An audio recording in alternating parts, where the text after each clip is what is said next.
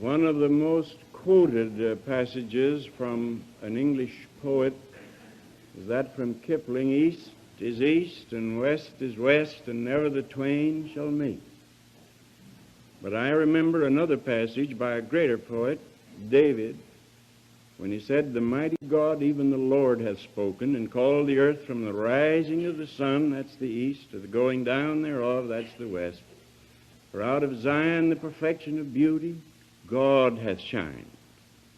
And when God shone out of Jerusalem, he took away all barriers, and the Holy Ghost always says the same thing wherever he speaks, whether he speaks in the east or the west.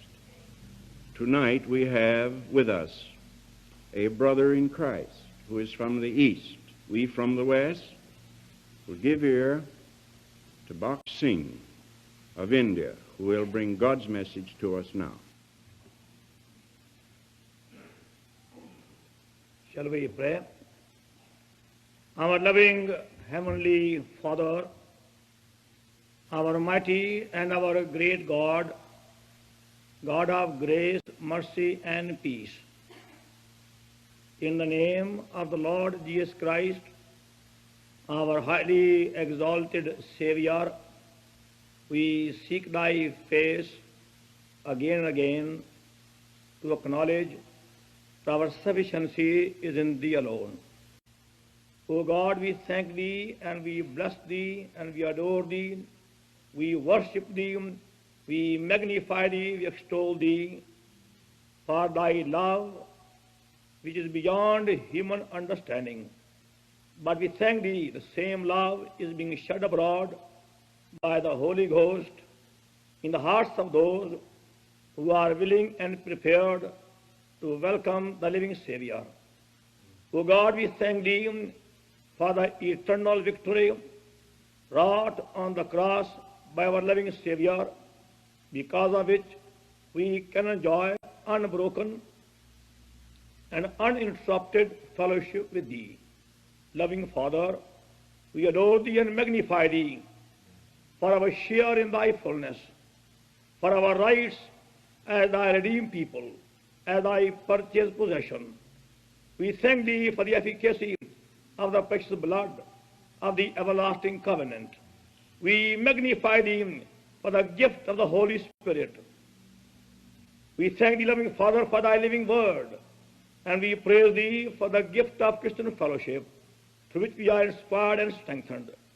O God, we thank thee for every opportunity given to us to come together to taste thy love and experience thy grace. We magnify thee for thy willingness to speak to us, even us, from thy throne of glory. We humbly ask of thee, thou mayest speak to all of us this evening hour. Do draw away every eye from man, and let every eye be fixed upon thee alone. O God, we claim victory over the enemy's seen, unseen devices, and we claim for everyone a worthy portion of the heavenly feast. O God, come to us. We humbly pray that thou mayest show the secret of seeing thee working in a mighty way in every part of the world in these end days. We believe this is thy desire, and we call upon thee with great faith that we might see the stream in the desert. Lord, come and help us now as we pray with thanksgiving in the name of the Lord Jesus, our loving Savior. Amen.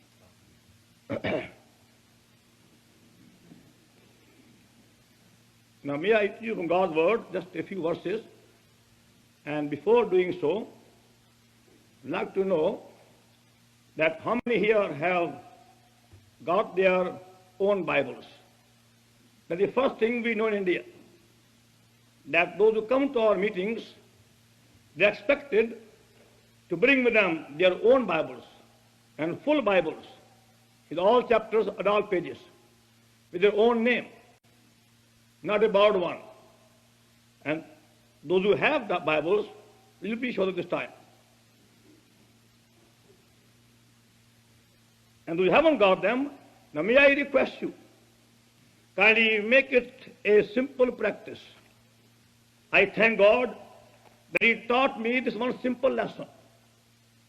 And on the very first day of my conversion, never to go anywhere without my Bible. I praise him. This book has been my companion from the very first day of my conversion. I know we can receive much blessing from God by honoring his word. And see for yourself how many times a day God does speak. When we find time, look into the word of God. And I want humbly request you, please make it a habit. You find those who go to colleges, they carry so many books into colleges. Those who go to business, they can carry a briefcase wherever they go. But we Christians have a heavenly book to guide us every day. Those who drive a car, they never go without a map. And they go looking at the map at every stop to be sure they're on the right road.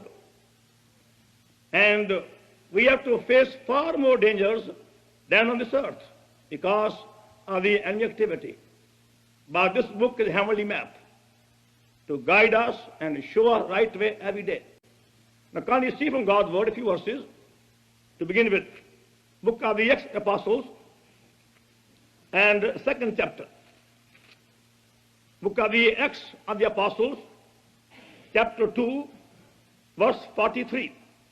And fear came upon every soul, and many wonders and signs were done by the apostles. Acts chapter 2 and verse 43. Now can we see Acts chapter 4 and verse 31. Acts 4:31. And when they had prayed, the place was shaken where they were assembled together, and they were filled with the Holy Ghost, and they spake the word of God with boldness. Now can you see chapter 5, book of the Acts, and verse 14. Chapter 5, verse 14. And believers were the more added to the Lord, but the people magnified them. But the multitude, both are men and women. Insomuch they brought forth the sick in the streets and laid them on beds and couches, that at least the shadow of Peter passing by might overshadow some of them. Now chapter 6 and verse 7. Chapter 6, verse 7. And the word of God increased, and the number of the disciples multiplied in Jerusalem greatly. And a great company of the priests were obedient to the faith. Now to see chapter 13, book of the Acts, and verse 49. Acts 13, Acts 12 first of all. Acts 12 and verse 24. Acts 12:24. But the word of God grew and multiplied. Now Acts 13 and 49. Acts 13:49. And the word of the Lord was published throughout all the region. Verse 52. And disciples were filled with joy and with the Holy Ghost. Now chapter 16 and verse 5. Acts 16 and verse 5. And so were the churches established in the faith and increased in number daily. Chapter 19 and verse 20. Acts 19 and verse 20. So mightily grew the word of God and prevailed. What I am going to say to you this evening can be summed up by these few verses in the word of God. The Lord Jesus Christ sought me and saved me and became my personal Savior on December the 16th, 1929, when I was having my training in Canada. At that time, I had become an atheist or a free thinker and used to boast in my knowledge of science, and would say very proudly that we scientists and we doctors and we engineers are the only persons through whom we can bring peace and prosperity. At the same time, I had become a slave to every vice and sin during my 2 years stay in London, where I was studying engineering from 1926 to 28. During my stay in India, I used to hate Bible.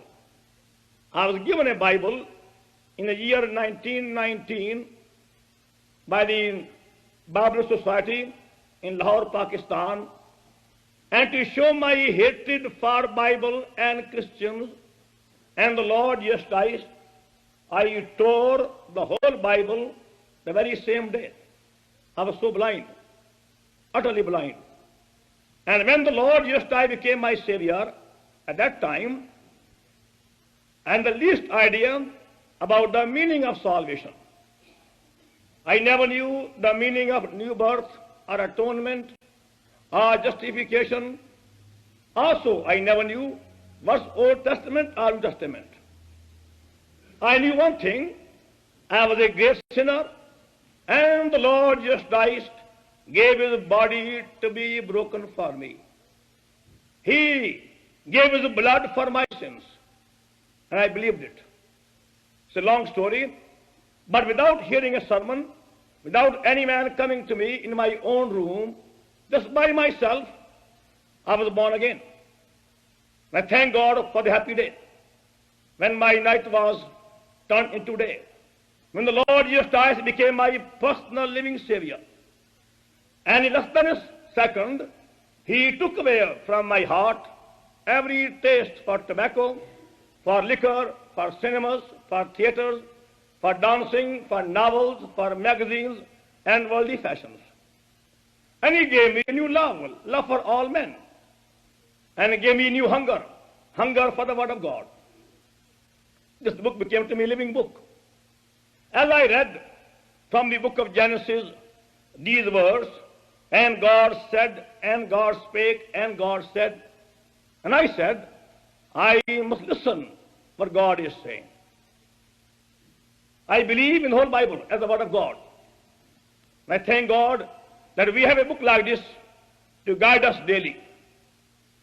One Sunday morning, in the month of January, 1930, about 28 years ago, as I attended the Sunday service with the Christian and Missionary Alliance, Winnipeg, Canada, after the meeting was over, I was standing outside, and one very tall man called Mr. Flynn, working in the police of CNR, came to me and shook my hands and said, "Brother, why don't you go to India and preach the gospel?" I said, "Mr. Flynn, I'm an engineer. I have spent 5 years in studying for engineering. And to make things worse, I stutter, I stammer, and I'm very nervous. I can't even stand before a small company of 20 people. And how can a man like me, so handicapped, a stammerer and a stutterer and so nervous, ever be a public speaker?" He did not say any more. But for 2 years, these words were being brought to me again and again. Why don't you go to India and be my witness? I would say, "Lord, I promise thee, I will give thee all my income. I have absolutely no desire to earn money for myself. I don't want a building or a car for my comfort. Oh God, I promise thee, I'll give thee all my income." But God said again and again, "I do not want your money, I want you." I will say, "Lord, please don't make me a preacher. I can't be a preacher. Lord, take my money, but please don't make me a preacher." But God said, "I don't want your money. I want you, I want you." After 2 years of battle, on the 4th April 1932, I decided. And Lord said to me that night, "I accept you for my service on 3 conditions. First of all, withdraw all your claim from your property in India. That time my father had some property, a factory and houses in Pakistan. And God said to me, never tell any human being by letter, by hint, by suggestion about your material financial need. Tell me about it. Secondly, do not join a society, serve all equally, as I command you. And thirdly, do not make your own plans. Let me lead you day by day.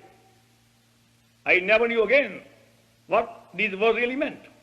I said, Lord, without any question, I accept. It was settled. I came to India in 1933, 25 years ago. And I had the joy and the privilege to travel from North India to South India, West India to East India. And as I traveled in India, I saw to my disappointment spiritual barrenness among so-called Christians.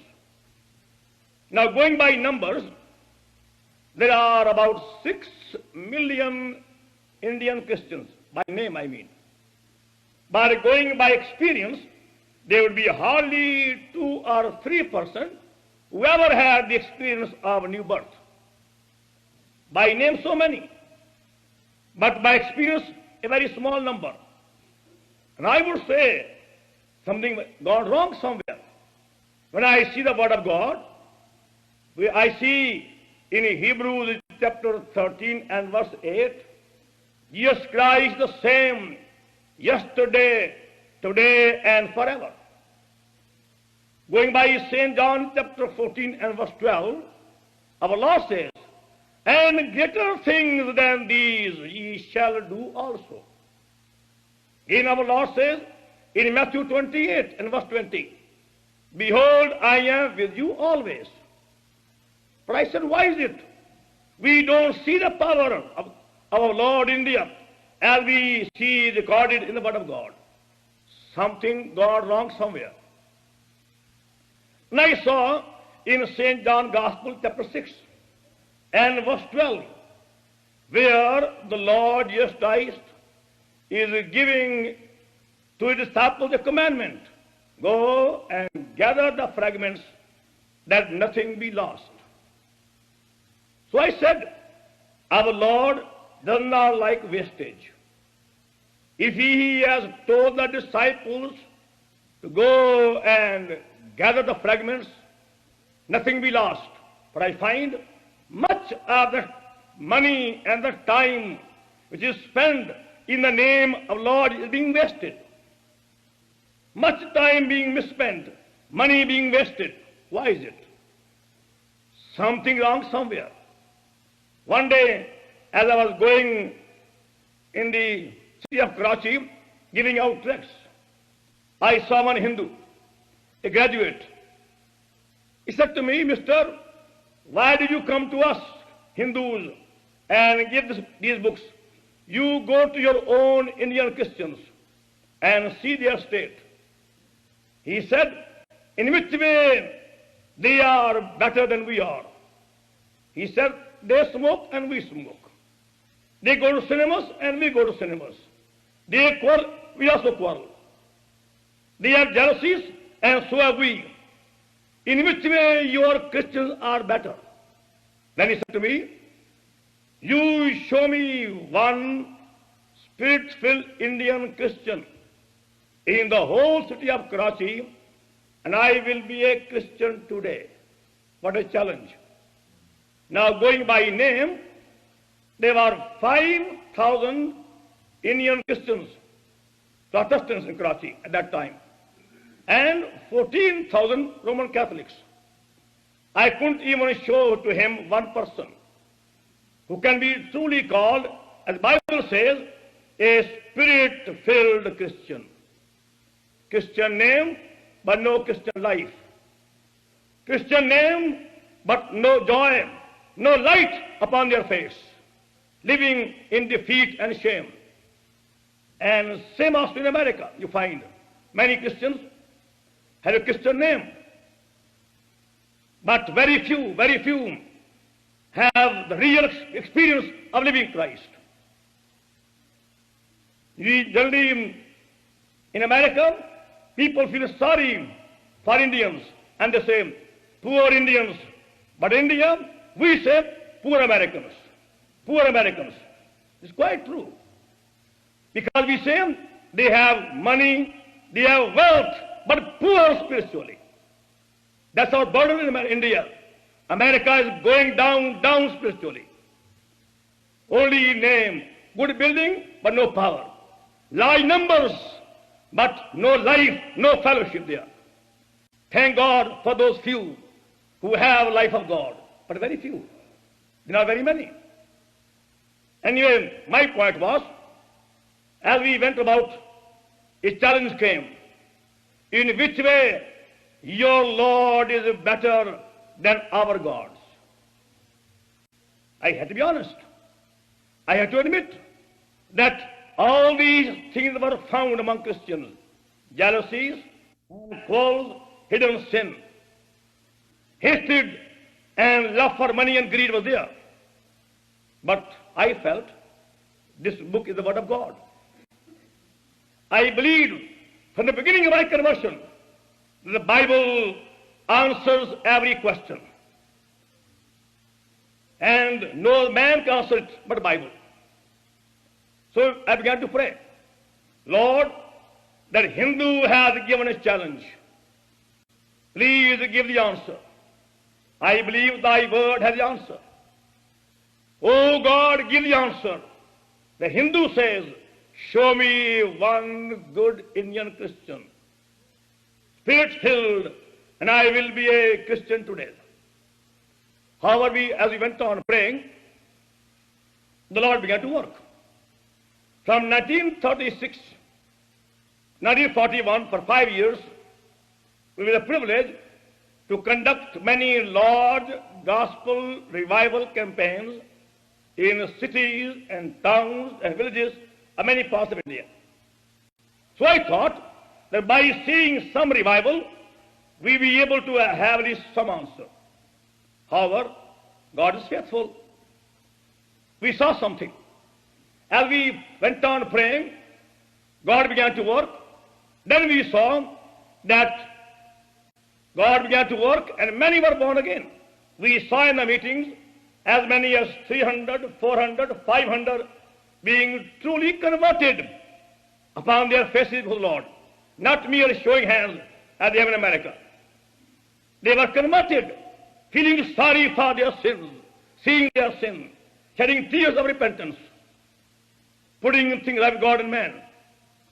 At the same time, we saw many coming forward to be prayed for healing. Now they were healed. But when I went back after a little while, I discovered again that many of these believers were again backsliding. What a shock.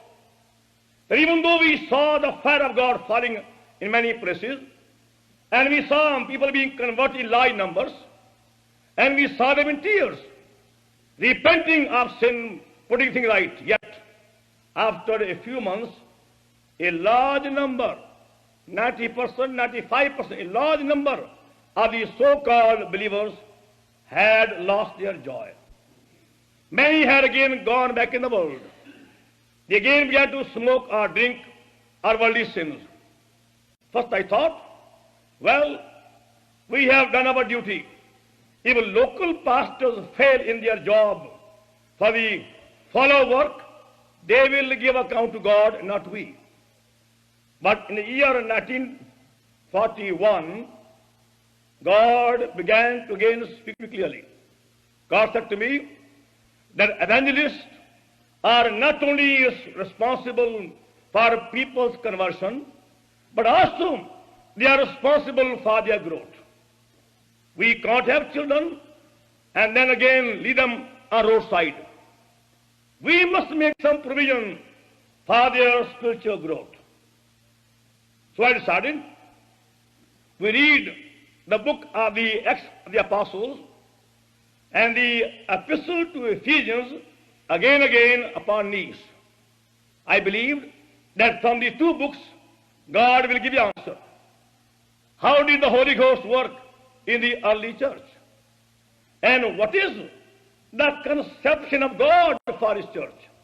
Because we see in the Epistle to Ephesians God's thought for His church. As we see in chapter 3, Ephesians and verse 10, God's grand and lofty purpose being made so clear, God's manifold wisdom to be revealed through His church unto powers, principalities in heavenly places.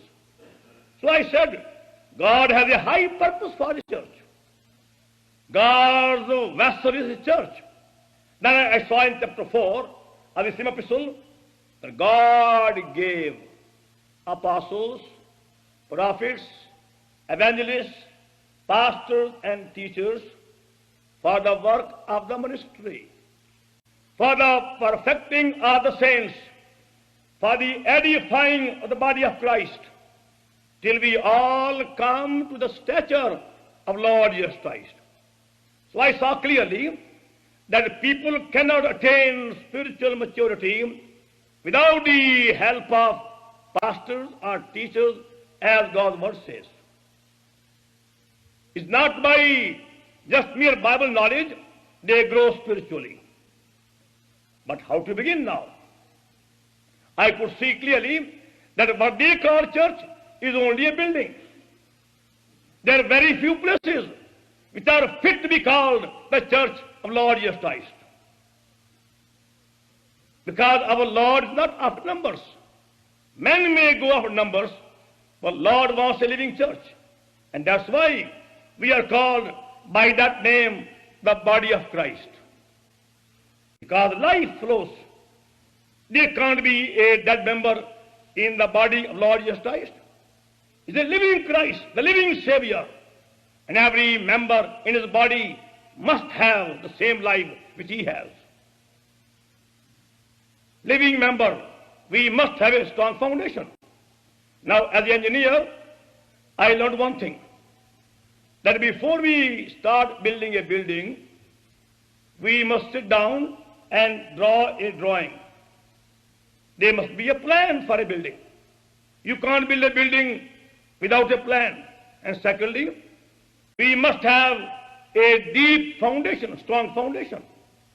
And thirdly, we must have good material for the building. And fourthly, we must have able, skillful workmen, architect, masons for the building under one architect. And same you see in God's word. According to 1 Corinthians chapter 3 verse 9, Paul says, ye are God's building. Ye are God's building. And in verse 10, he gives warning, take heed how you build thereupon. It's a warning given to every pastor, every elder, every teacher, how to build the house of God. And I saw so clearly that in many places, they are building on a weak foundation, building on a man's foundation. And that's why we find barrenness in many places. Spiritual barrenness. God is not glorified when we live in defeat, is He? God is not glorified when we live life of shame. Our Lord has prayed for us. Is by bringing forth much fruit, His name is glorified. We prayed, oh God, do a new work in India. Bring us on a strong and a true, sure foundation. Cost what may, but Lord, bring us on a strong foundation. And we decided to go back to Bible for everything. This book had the answer, God's word, but not to be followed blindly. God speaking to us upon our knees. So we have decided that we will pray and go on praying upon our knees till God gives the answer for everything. And we are going to begin the work of God in a new way. And thank God, we have seen God working in India in a new way in the past 17 years. I'm not boasting, but just to share with you what God can do, what God will do when we come on a scriptural, spiritual foundation. Whether we are few in number, immaterial to God. But we must come on a true foundation. God wants a living church, a true church, which can contain the fullness of Lord Jesus Christ. He wants to see the candlestick all of gold. So he decided, we'll begin a new beginning. How to begin now? As we prayed, God spoke to me again from the book of Acts, chapter 28, and verse 30 and 31. Paul dwelt 2 whole years in his own hired house. So we came to Madras city, South India, and took a small house. A very small house with only 2 small rooms. And said to people, we have come here to obey God and to understand from God's word the meaning of his church and the purpose for his people. We told them we have no name and no label of any kind, and we make no claim. We have no members.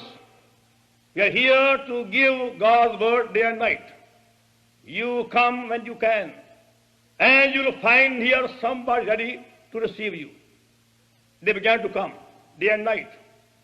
But the house became too small. We again prayed, Lord, house is too small, and Lord gave us a bigger house. And that became too small. We again prayed, no Lord, house is still too small. And he gave us a bigger house. We got a house, very big house too. Then a fear came, how about the house rent? Then the verse came in Haggai chapter 2 and verse 8. Silver is mine and gold is mine. And we believed it. We took the house. And said, Lord, thy name will be reproached if we do not pay the rent on time. So we promised, Lord, we want to pay a day earlier and not a day late. Secondly, Lord, we are not going to give any hint for money as they give in America. I believe in America, it's only a begging. They all beg. But this is not for God's glory. Oh, we have a living God.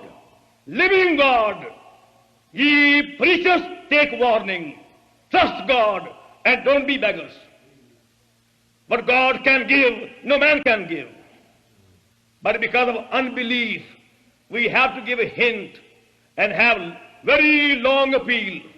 Please give money, and give liberally. What a shame. As if our God is dead. Oh, we testify we have a living God and a true God and a wonder-working God. We decided we will never mention the word money in any meeting. No offering or no collection. God will speak. And for the past 17 years, he has supplied every need. We have India no lack. God meets every need. And thank God, he never fails. As time went on, Lord began to draw people from all parts. They came in large numbers. Then we said, now let us see, how did the early believers used to worship? Again, we went upon our knees in prayer. And we saw from chapter 2 and onwards, the early believers used to gather for worship. Not for sermons, first of all. The main purpose for Sunday was first worship, a pure worship, a heartfelt adoration. So we told them now, first of all, we are going to give God his portion.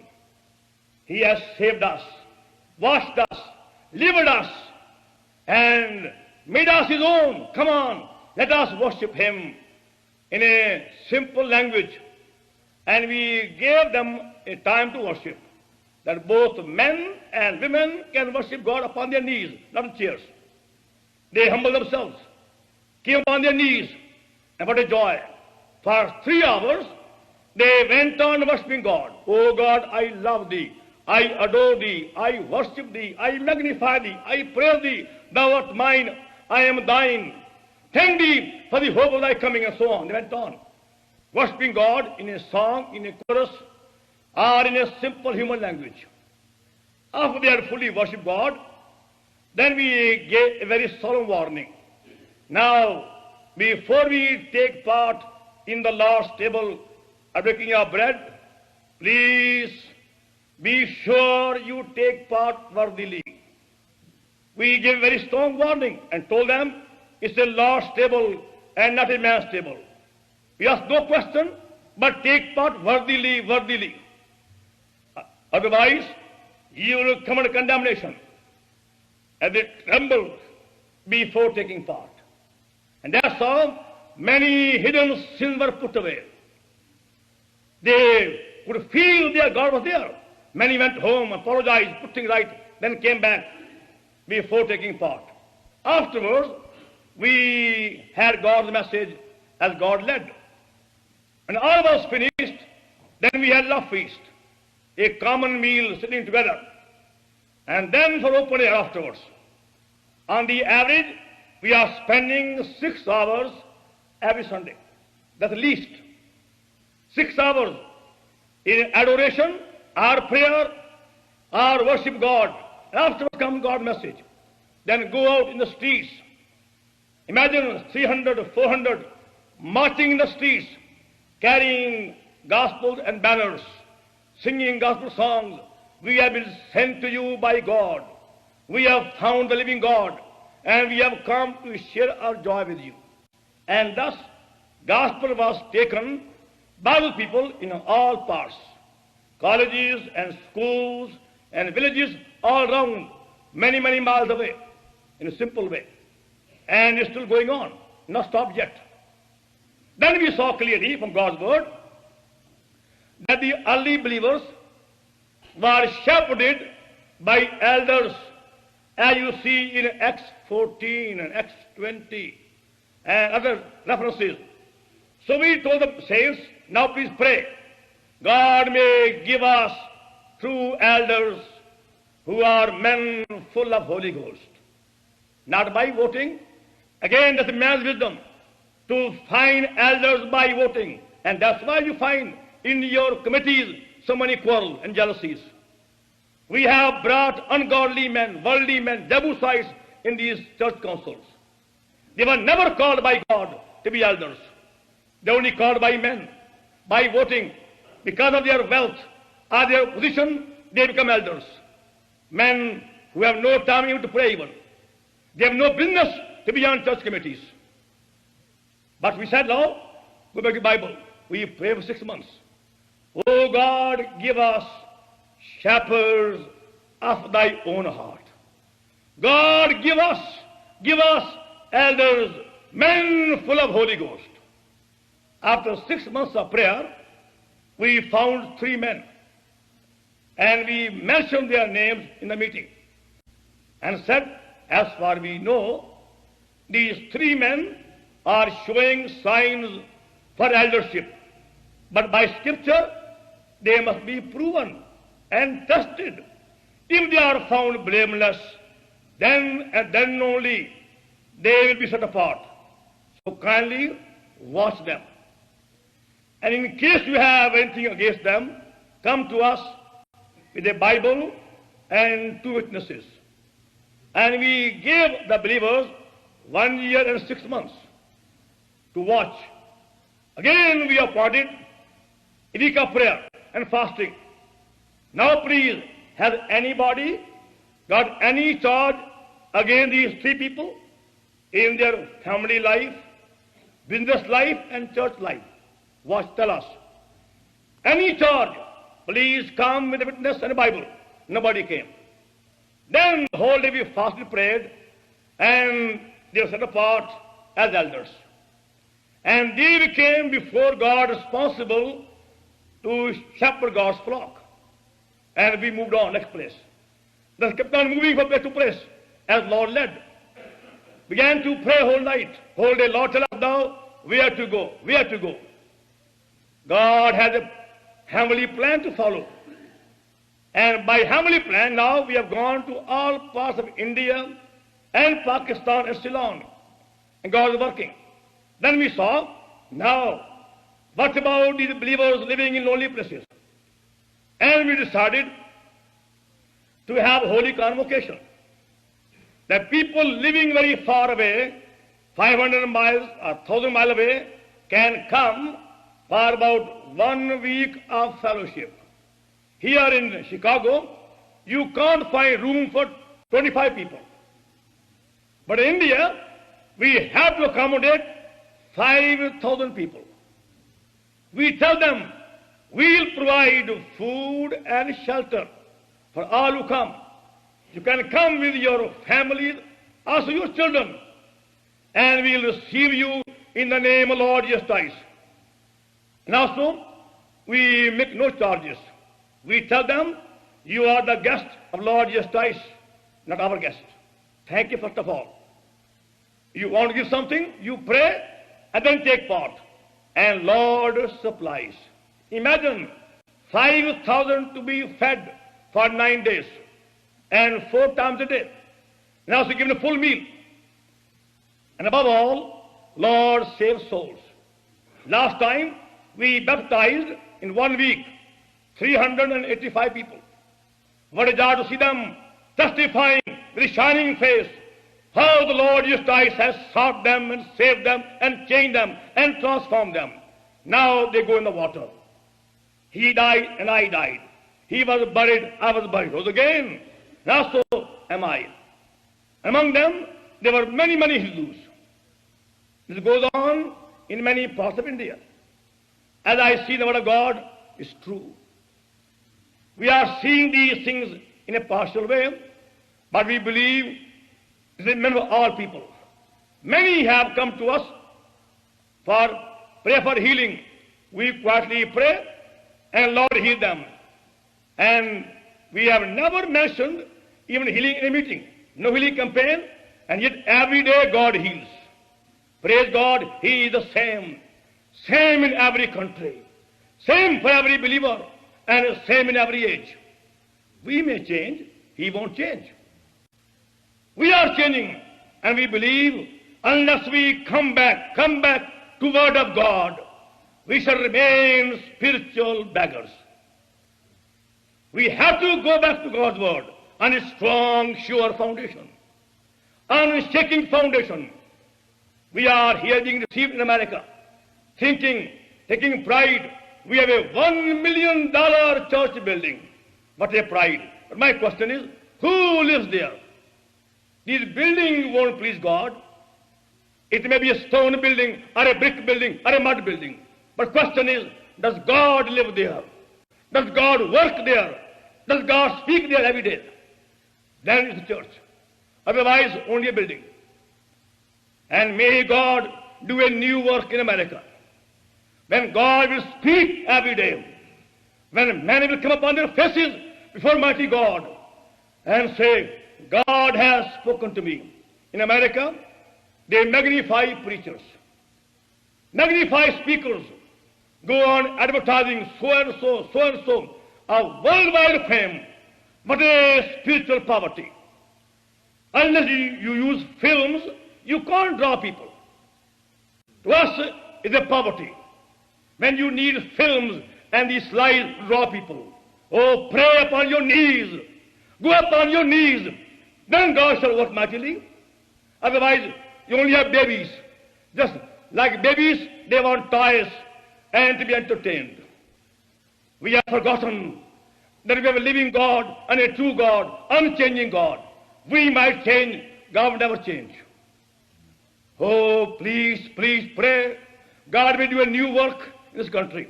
In India, now you find there are believers praying every morning for America from 6 to 8. And every night they pray. Then they have set apart one night to pray whole night for America. 1 day a week to pray for America. Why? So God may give them the secret of hearing His voice. knowing His will, and following Him fully as He has said, and not be deceived by crowds and multitude and by buildings and organs. Understand the meaning of true salvation and great salvation. God gives all and demands all. He gives all kingdom. He gives all life. He gives all power. That's why He demands all. Then shall see Him working as He worked in the olden days. May God do a new work even now. Shall we pray? Shall we pray upon our knees, as Scripture says? Let us humble ourselves upon our knees.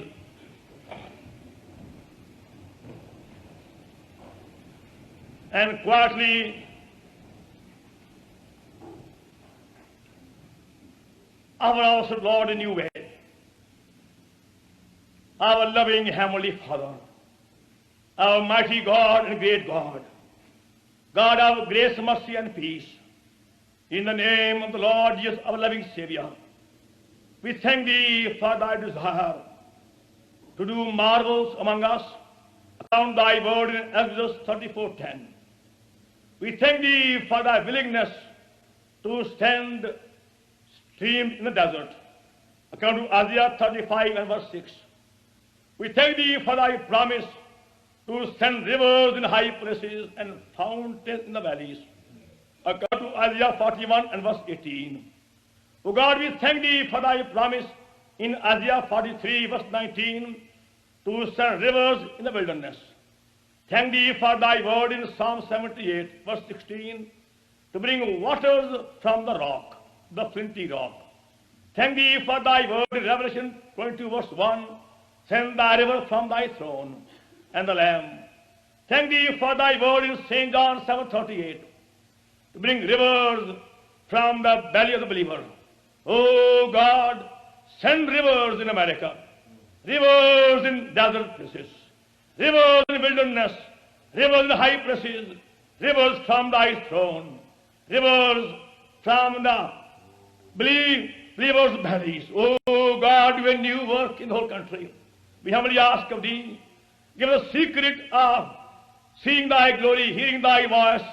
Oh God, we ask of Thee, Thou mayest speak in a new way, that Thy fullness be truly enjoyed, Thy power be abundantly manifested, Thy hand be stretched out, hearts be softened, bonds be broken, life be transformed, heavenly song be sung in every street, and Thy light may shine upon those who have come unto Thee.